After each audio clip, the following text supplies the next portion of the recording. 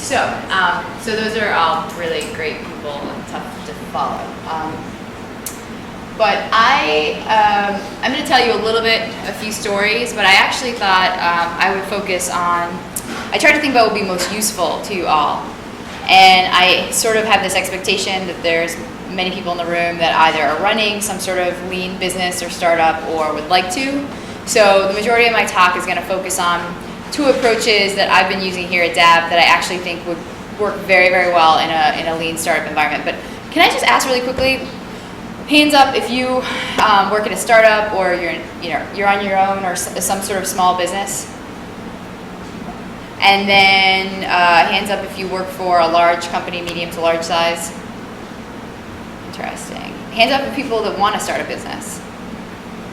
Okay. So I'm going to try not to repeat too much of what's been said and not take too much time. So I'm just going to briefly go over some background of myself and the role I'm in now, and then focus on these two specific approaches. I'm not going to try to overlap too much with what Chris said, but maybe I'll share the story of how I set up and use their capabilities here in-house today. And I want to talk about open innovation because I think that that's a really important technique that could provide a lot of value. So as my boss back there had mentioned, I'm in a role called New Product Innovation, and it was created a little bit over a year ago. So no one had been in this role before.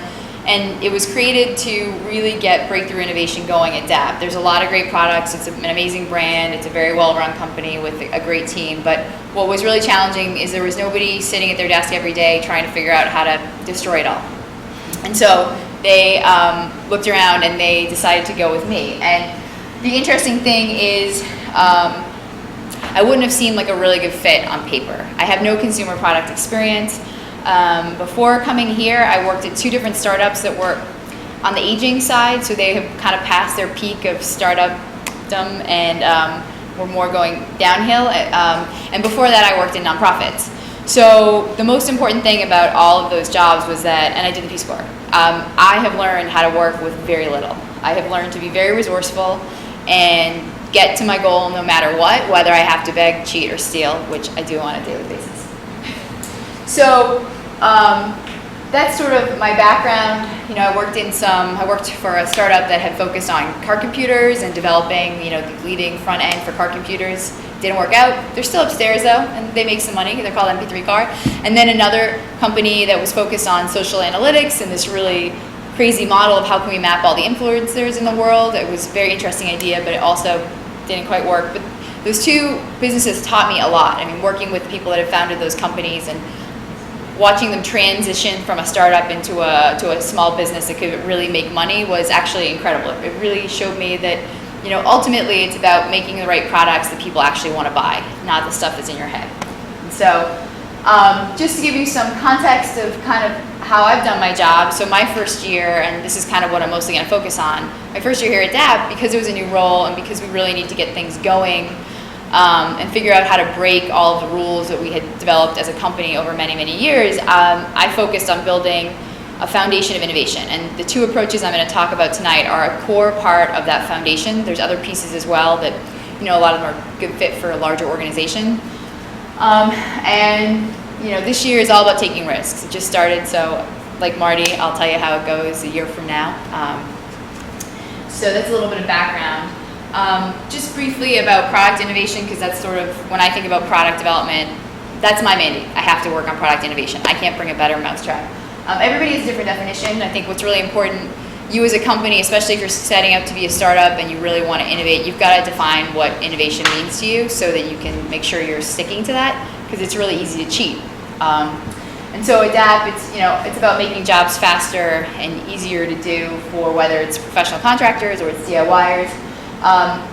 And it can be either providing a solution to a previously unmet need, which is always ideal, or providing a better solution to needs that are in the marketplace that haven't been sufficiently met. And I'll talk a little bit about that, because there's a product to my left that is that. And as I said, it's not just about making things better. So just in case you aren't familiar with product development processes for companies of DAP size or larger, I figured I'd just tell you, kind of how we manage the product development process. So in the case of stealing, we had to figure out how to manage the innovation work I do. So I stole this model from a Carnegie Mellon professor and another professor. They wrote a book called Developing Breakthrough Products. But they've got this really neat 3-phase model, and a company of this size kind of needs something like that to manage the really early stage innovation. So it's ideation, just like having some sense that there's an opportunity in the marketplace, and then opportunity development, which is a mix of end user research and some really early stage business planning, so that you have a sense of what it's worth, and then concept development. And that's where my world is, and that's where my world theoretically ends. And then you've got a typical stage and gate process. I don't know how many of you use them at work, but typical one is stage gate, and we use that here as well. Ultimately for more clearly defined products, so something that has a concept at that point. So it just gives you a sense of, it's a little bit different than my previous jobs of how we develop products. Okay, so the first capability I want to talk about, and I'll focus more about how we did it here, is developing end user research capabilities. So I don't know about you guys, but I have a lot of friends that run startups, and we have really heated arguments about whether or not one should design the product or they should do end user research to figure out what the product should be. And some of them, I was talking to Chris about this today, some of them really like to misquote Apple and say that Apple doesn't do market research, so why should I? But that's not true. Of course they do. I think Chris really covered what end user research is about. It's really first and foremost developing a sense of empathy with your end users, and I think that without that as a starting point, forget it. Because if you can't connect and feel what they feel, then you're going to miss everything else that follows, right? And I'm going to talk specifically about a project that we did in detail next. But there's essentially like a few types of outcomes that we look to achieve at DAP. One is understanding how they go about doing the job at hand. So, for example, actually Chris is here today because we hired Bressler Group to work with us on a project. I don't know if any of you have ever resealed a bathtub. Have you ever? Okay. Yeah, a few of you. So for those of you that haven't, is it something you're really looking forward to doing? Nope. Yeah, exactly. So it's a good thing we're talking about this after hours. So we have hired Bressler Group to work with us. We did the end user research, and they're helping us with a concept development perspective to think about from beginning to end the user experience of resealing a bathtub. Not sealing for the first time, but resealing a bathtub. And when you can do that task analysis and understand from beginning to end in like pretty good detail, you learn a whole lot of stuff.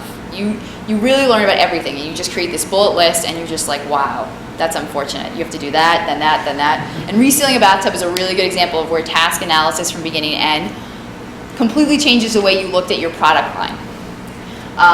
The next is understanding the different types of users that you're going to have, which are personas, and those are really critical things to think about. And we focus on attitudinal personas, not like women over 45 that dye their hair. You've got to be something a little bit more emotional, aspirational, attitudinal. And then ultimately identifying opportunities to innovate. And so I'll give you a little detail, but what I want to actually say, and it's not in these slides, is let me just tell you how we did it here. So when I started working here at DAP a year and a half ago, we've done a lot of market research, there's no question. But one of the things we really struggled with was being able to easily go out into the field on any given day and, say to a pro at a lumber yard, give us a try, tell us what you think, and just stand there and watch them or listen. Or carry out some in-depth interviews and stand in somebody's bathroom and watch them reseal their bathtub. Those were all things that if we wanted to do, we kind of had to pay somebody like Bressler Group. And don't get me wrong, these companies are awesome. They're amazing at it. But when I think about a lean startup, I think you guys probably don't have the, if you're starting one, the budget for market research can be anywhere from $5,000 if you're really lucky, but that's really low. More like 10, 15, 20. I actually got a quote for $300,000 not that long ago for a project. So when I looked at my budget and I looked at our aspirations and how much, when I thought about how we're going to drive innovation, if you read about this topic, which I had to do because I had never done it before, it's all about understanding end users and trying to get to the root of, what are people doing today that is just horrible, and maybe they don't even know it. Maybe if you put this other thing in front of them, they would go, aha, I didn't realize how much I hated resealing my bathtub, for example. So we decided that it would be more effective to use some of the budget that I have on more like concept development and do the end user research in-house. And so let me just tell you how we did it and how you guys could do it. So we called up McCormick because we heard they had done this already, and we learned how they did it, and we basically stole and mimicked their ideas. And you could do it in a variety of ways. But ultimately, first of all, she said, you've got to know how to do the end user research. And I think that Chris laid out some of the different ways you can go about it. I've got some free resources, a few slides in, that can show you. But most importantly, actually one of the biggest challenges, if you're one that can be empathetic and do this research, is finding the people. And so we have done a few things here at DAP. One, we invited people to become part of our panel. And if you're a lean startup, it could be as simple as you sending out an email and inviting your friends over for a potluck and telling them that you're going to ask them 50 million questions about some specific topic. I mean, by the way, this is how Zipcar started, right? I mean, it's the founders of Zipcar, that was literally what they did. They sat at people's kitchen tables and they just kept on asking questions over and over again. And as over time things started to emerge, they suddenly realized they had a great business idea. And so it's pretty straightforward. You have a bunch of methods that you can kind of sort of do, and then you just frankly have to find people. And if you are developing a product and you're going to need those people over long term, then you kind of retain them. You find ways to make them happy. You find end users that you can really chat with and that are very communicative. But I just want to underscore how simple it is to find these people. And you can find them in Baltimore, or if it's really relevant, you could even, as Chris was saying, you can do things online. I mean, everybody can now do video chat and things like that. And you can buy them a coffee, you can buy them lunch, you could send them a $25 gift card. I mean, you don't have to pay these people a lot of money. And I think it's something that a lot of people I know that run startups kind of hesitate to do because it just seems really complicated, when in fact it's actually not. And a lot of these design firms, that's part of their strength, is they're just so comfortable asking, hey, can I come over to your house and watch you reseal a bathtub? And that's as simple as it is. I mean, I know you guys are working on a password product. I mean, it's as simple as saying, hey, can I sit next to you at your desk and watch how you share passwords with your friends? And we hesitate to do it, but without that, I think we're really missing the point. I mean, I'm pretty passionate about end user research, but I really can't imagine ever again developing a product without having done this work. So, and I should say one thing I didn't explain. We do this thing, at DAP, we call the people that buy and use our product in the end users. I personally wasn't familiar with this terminology the first day I got here, but our customers are like Home Depot and Lowe's, and our end users are the people that buy stuff. So that's essentially who I'm referring to, unless in case it's confusing. So let me give you a very specific example, which I frankly didn't think I was going to be able to talk about tonight, and so I'm really excited that I can, because I think this is a big success for DAP in so many ways. So there's a really bright product manager here at DAP who manages the adhesives platform. And last summer, I was excited to do some end user research, and she had a great opportunity. She said, well, there's these things called construction adhesives. I don't know if you've ever seen them in the aisle at Depot. They're usually fiber cartridges. And we basically don't own that business at all. We're not in Depot, we're not in Lowe's. We own such a small amount of the market that we could do anything. Nobody at DAP would complain about cannibalization or get scared. And she was really bright, and I said, you know what, all right, that's it. This is going to be our big research project in my first year at DAP. And what we did is, in terms of research methodology, this project did hire a research firm with the end goal of them teaching us, and then so we could do it on our own, which is what we do today. But the research methodology was to go do in-depth interviews in the field, with professional contractors. They did the recruiting in Chicago. We did the recruiting here in Baltimore. I was in, row homes in Fells Point and all sorts of places in Fed Hill, watching guys lay down subfloor. I mean, it's pretty awesome. So it was a very structured interview process. You put together some sort of interview survey, and you bring a video camera, and you should bring an actual camera is what I'm learning the lesson, and make sure your video camera will work. And you go into somebody's place of work or their home, depending on what your product is. In this case, we went to see, this is what they usually look like, construction adhesives. So we went to all these job sites, and we had also focused on the people that use these products the most, and those are general contractors or modelers. So that was our target audience. We knew we were going to be on the job, and we knew we wanted to understand, these products have been around for 25, 30 years at least. We wanted to understand if they were unhappy with them at all. We were looking for an innovation opportunity or a series of opportunities that we could leverage to create a better product and enter the market. And going in, there's very few people that believe we would find it, because it's been around for 40 years. Everybody's really happy with it. So our survey was designed really to understand in a very nuanced way, to get them to tell us what they did and did not like, because they're not going to come out and tell you anything. They're going to tell you they're happy. One of the key things that we did as we interviewed them and documented our notes was to start to put together how do they do their job, how do they use construction adhesives from beginning to end. So from the time that they get a customer that is asking them to redo the bathtub, the bathroom, which is going to require a new subfloor, to the very end when they are throwing out the product or goes bad in the back of the truck even though it was half used. And what was incredible is that was a major learning opportunity for us, because as we started to do task analysis, what kept on showing up across all of our interviews was, oh yeah, and then I had to go back to depot. And you say, well, why? You had the products delivered from your lumber yard, they're all here, you've got your subfloor, why did you have to go to depot? Why did your guy have to go to depot? Because the cartridge was bad. Why was it bad? Just like it wouldn't come out of the gun. It's bad, and so you can't use it. And then you probe, well, how often do you have to go to depot because the cartridge is bad? Well, not all the time, but it happens. And you probe a little bit more and you start to understand that guy is really annoyed about that problem, and he can't trust whether or not a cartridge is going to be fresh or not. Because sometimes lumber yards, they'll know they're bad and they'll put them back on the shelf. An employee at depot will be lazy and put it back on the shelf.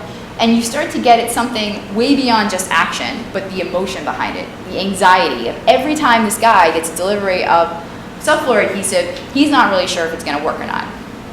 So you've gone from, now you've used task analysis to go from, I'm totally happy, to like, I've got this underlying sense of anxiety every time I get a delivery.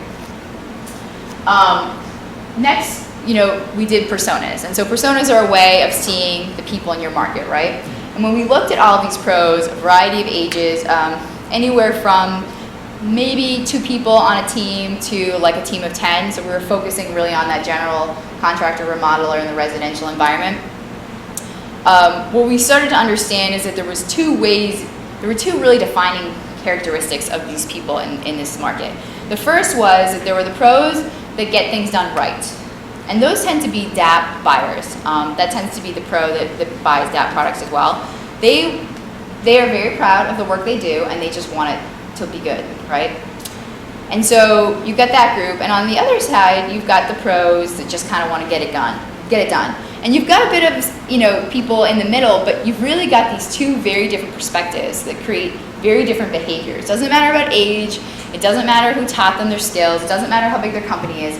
But some guys or some pros just want to get it done, and some pros want to do it right. And they will take their time and they will go to depot if they suspect that the product is bad, whereas the other guy will say, who's going to know anyways?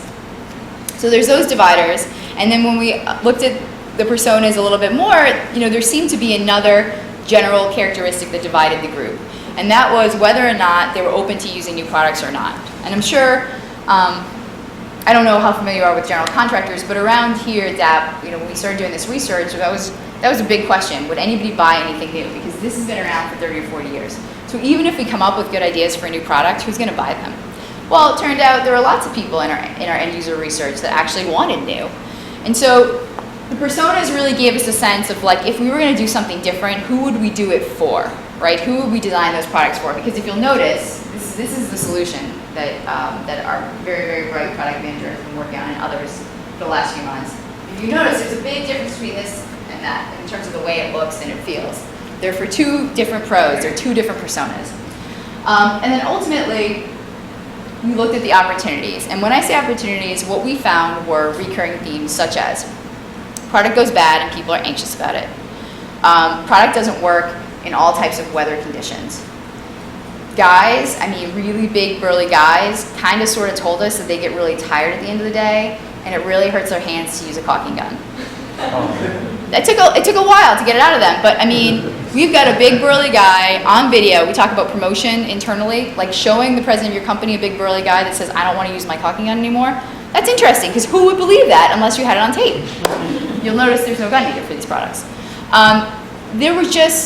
We went from everything's fine, everything's great, there's 3 brands in this market that are way ahead of DAP. DAP is like not even thought of for construction adhesives, to, wow, there's all these things wrong. There's all these things really, really wrong. And I wanted to give you some really specific detail to what can come out of it, because I think it's so powerful when you do this research. And it doesn't matter if you interview, like ideally 6 to 8 people, But you can learn so much because you can go from thinking you knew what the problems were to finding out there's something so totally different, or thinking that your idea was kind of sort of good to being like, no, these are really serious issues. Now, I will tell you that we got super, super lucky. The product's in front of you, so I can actually talk about it. I didn't think I was going to be able to. In about 2 weeks, these products will go national at Depot. As I said, we have not had construction adhesives in Depot or Lowe's ever. They've been our biggest supporters. They're going to have a little bit of exclusivity for a little while in exchange for that. But what's amazing about this can is that we were able to take pros that are using that on the job today and give them this, which has the equivalent of, well, they're usually this size. This is a really big one. Has the equivalent of 8 times the product that a cartridge would have. So there goes your waste issues that happen often when you leave a case of product in the truck and it rains and all the fiber gets destroyed. A lot of the weather issues are mitigated. A lot of the freshness issues are mitigated, so it stays fresh. The hand fatigue, it's gone, right? It's gone. There's a little gone somewhere. This is an incredibly powerful product, but what's really interesting about this story is we did all this research last August. And at the end of it, we were like, oh, all right, well, we got to ideate. We need to figure out like what would be the ideal product. And the product manager was like, I have this thing on my desk that kind of looks like this, and we were talking about it for landscape adhesive, but I think this is it. So we got very lucky in a sense that she had the product solution from a sister company's product on her desk. But what was amazing is we didn't know it, and without that end user research, she will openly say she would never have been confident of how powerful this product could actually be. It may have just ended up probably getting turned down by Depot for the garden section, being a landscape adhesive. And that's really the difference. I mean, without that fundamental understanding, you go from having a product that kind of sort of is interesting to a product that is game-changing. And it was always the same product, you just didn't know it. So I hope that illustrates. I put a bunch of 4 different free resources up online because I thought, this is really easy to get into. This Google Google Venture video is awesome. I'm very fortunate to have a consumer insights manager that works with me, and so she found this video, and it's awesome. He gets into really specific detail about things, so you can kind of forward around, but for somebody that's never done this before, he's going to walk you through kind of all the key steps. The design school out at Stanford has put really great materials up there that are just really simple exercises. Their stuff is really catchy, really pretty, and it puts it into bite-sized chunks. This is a really good Vimeo video that Marty's girlfriend, Amy, who does this professionally, had shared with us because she came into DAP and kind of taught us a little bit about how to do this research. So that's a really straightforward video on just how to do ethnographies. In your video? Amy Hurst. Amy Hurst, yeah. And then this is actually really handy as well. IDEO put this out for free. It's focused on nonprofits because they want you to pay them to do the business stuff. But it's actually super useful if you can just convert it from a nonprofit perspective to a business perspective. So those are some free resources, and they're really all you would need to get started, aside from a few friends that are willing to answer your questions. And so just in summary, while I think that there are a million people out there with very similar great ideas, I have found that doing end user research can be a massive competitive advantage because I just don't think enough people are doing it. And I think if you really want to get into kind of what the needs are for the product that you're looking at doing, I just think it's a huge competitive advantage.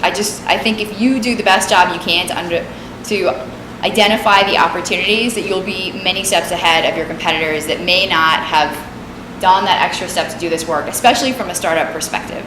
It's just not a lot of startups are thinking about how do I do end user research. This is the argument I always have with my friends. Why leave your product success up to luck? Maybe you're the best designer ever, and maybe you thought about the best recipe application ever, or I don't know, maybe you should sit with all of your friends that use recipe apps and kind of figure out what the real holes are. I mean, why not? It's literally maybe an extra 25 hours of your life. It gets easier the more you do it, I promise you. It will be messy and it will be complicated and you'll make tons of mistakes and you'll ask leading questions by accident, but it's totally doable. And the one thing I would say is if you aren't an empathetic person or you just can't help but like try to sell your product, just get somebody else to do the research for you for sweat equity. It's a really great way to have somebody else be a part of your business that has those skills and those capabilities, and then you don't have to do this work, and they can do it for you. So, and then I'm going to run through one second approach. I don't know how many of you are familiar with open innovation, the concept. Anybody? Raise a hand. Okay. So I think you are. You just probably don't know it. So this guy, Chesbrough, has he's a professor, so the way he defines it isn't even this, it's kind of more complicated than that, but it really is the idea that companies can bring innovation and great new products to market by looking outside of their organization. And it's really been something that's become pretty much front and center ever since Procter & Gamble, quite a good number of years ago, said, you know what, we are so big, how are we possibly going to grow? How are we going to do it? We're huge. I forget what amount of money they need to make every day, but it's some crazy amount of money. And so the CEO at the time said, we're going to set a goal. Our goal is going to be that 50% of the products that we develop are going to come from our labs, so typical internal R&D development, and 50% are going to come through, meaning that they're going to be somebody else's ideas and that we're going to run them through our labs, obviously to test them, to validate them, all of that. And that was really powerful because it also sent a message to other consumer packaged good companies in the world that you can innovate this way. You don't have to just look inside. And I think they've really set the standard in terms of how to get open innovation done. They're very good at it, and they've got a huge team working at it. But it really comes down to the idea that whether you're a big company or small, that you expect the great ideas are outside your walls. If you expect that and appreciate that, then everything else falls from it. And I wanted to talk about this approach because I think you can be any size company and make it happen. I think you can be a company with no product. You can not even be a company yet. You can just want to be an entrepreneur because not everybody's an industrial designer. Not everybody's a scientist. Not everybody's even a software developer. But you may want to have a business and you may want to do something. You may not even care about what it is. You just want to make good money and have fun, right? And so this is actually a strategy that you could entail because all open innovation is looking for people outside of your own business walls to bring products to market. And it's very, very simple. I think Brian was just kind of talking about the trade shows being educational. They're one of the major places you can actually go to find entrepreneurs or inventors that are kind of hanging out that just need somebody else to help wrap a business, wrap marketing, wrap strategy around their invention and make it a real product. This is something that has been really powerful for DAP, not only because of products, but because of the ideas that you can come across. And while we may look at something from an inventor and turn it down, we may suddenly say, well, wait a second, but that's a totally different way of using spackling. That's a very interesting idea. Why don't we think about very different ways of applying spackling, for example? So they really provoke, especially at a company of our size. And so these are some of the basic approaches that I would recommend as an option, because we always think when we're a startup that we have to come up with our own products or our own ideas, but the truth of the matter is Hopkins is down the street, and I know quite a good number of people that spend their lives as CEOs of multiple Hopkins businesses at once because they walk the halls and they found really talented scientists or developers, and they love the mission that the product could potentially enable, and that's what they do now in terms of, and there's nothing meaner than that. So those are kind of all of your options. And there's probably many, many more. There's lots of invention organizations. There's one in every state.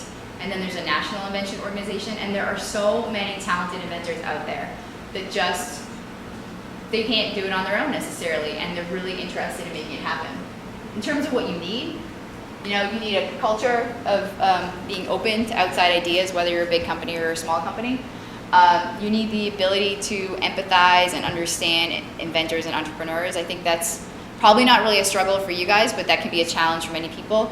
The first question I ask when I call an inventor and entrepreneur is, what are you looking to achieve? You've got something interesting, like what do you see this being in 3 to 5 years? Because if we can't align with their ideas, adapt, then it's probably not going to work in the long run anyways. You need a process of some sort, because trying to work with somebody else's technology to refine it to make it something that's marketable can be tricky, and you really have to do it in stage phases, and you have to think about things like, does he have IP, does he not have IP? I mean, without IP it can be really tricky. And you've got to have a way of finding these people, whether it's that you go to trade shows, whether it's that you get to know, the people in the tech transfer office up the street at Hopkins, whether it's that you hang out with the inventors that get together in the Maryland Inventors Club.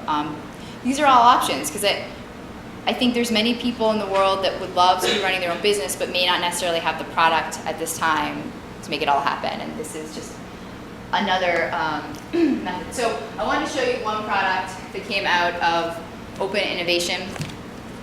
And this is an interesting one for a few reasons. So this gentleman on the West Coast had been a builder when he went to college. Really interesting guy, very entrepreneurial. And he came up with an idea. He had seen lots of professional contractors plug holes in walls by taking scrap drywall and cutting out to the right shape and then popping it in. And he was like, that's interesting. I bet I could save people time if I pre-cut the drywall, wrapped it around with a foam stencil. So you've got a circle in here and a foam stencil. Just open it up. And then they could just pop it in, right? They could just pop it in the wall with a little bit of joint compound, and it would save them all sorts of time and energy. And so this guy, really interesting guy, went out there, tried to make it happen, hired all sorts of people, and we met him a little over a year ago. And looked at the product and thought, wow, so maybe not professional contractors, because they're already cutting down drywall, but what about all the DIYers in the world that use screens? Because what is really interesting about this product is it gives benefits that no product gives on the market today. So first of all, it's really simple, like some of the products are out there today. It is pretty easy to make an invisible repair, which some products out there today allow you to, others don't. The ones that make invisible repairs are generally not simple to use. And the third piece is it's structural, which no solution out there today is unless you go through and do the drywall plug itself. And so a year later, it's in Depot and Lowe's. And I think that that's just a really powerful story, not just about speed, but about products, because that makes caulks and sealants. We don't have machinery to cut this circle. We can't manufacture this product. And so not only did this gentleman come up with a really awesome idea that's patented, but working with him actually enabled us to develop products that we ourselves could not have developed unless we created a business plan and invested in machinery that would make products like this. And so I think about this not only as an example for Dad, but for you guys, because you probably don't have capital equipment lying around. And the reality is you don't need to, because there are other people out there with it. And so you may have an idea and like to get it accomplished, and maybe you can go to China and you'll meet manufacturers, but maybe you've got an idea that's not that straightforward. Maybe it's not just going to China and looking for an electronics manufacturer. But there could be others with capabilities to manufacture it for you. And the other piece I'll say is for those that are inventing products themselves, Brian kind of alluded to this, that have really great products but no brand, because consumer brands are really expensive to develop. Just exactly what Brian said. Go find the brand. Go find your brand. Tell them about your product in the appropriate way, carefully, obviously, depending on what the IP is. But why try to go it alone when if your idea is that good and you find the right brand? It's all about open innovation, because, as I said, many companies are open to this now. Many of them are establishing offices. We just launched a portal on our website. If anybody has a great idea for that, they can submit it. I think it's a really nice shift in culture that a lot of companies are undergoing, and it makes it a lot easier to be an entrepreneur and an inventor and reach all sorts of new markets that you couldn't afford to reach otherwise. So, just briefly, why it doesn't work for people. Many large companies have an issue with it not invented here, and frankly, many entrepreneurs that I've met have an issue with not invented here. Software included. There's all sorts of great people with great software that you could license to add to whatever you're doing, and oh no, I'm going to build it myself. Dissimilar goals. As I said, the first question I always ask an inventor is, what are your goals? Because if they're not going to align with those goals that I have, then it's probably not going to work, and he's only going to be angry at me later, he or she. Communication challenges. You're going to speak two different languages, whether it's a biologist at Hopkins or it's, a construction worker that's fine-tuned this product over 10 years. I mean, there's just differences in communication.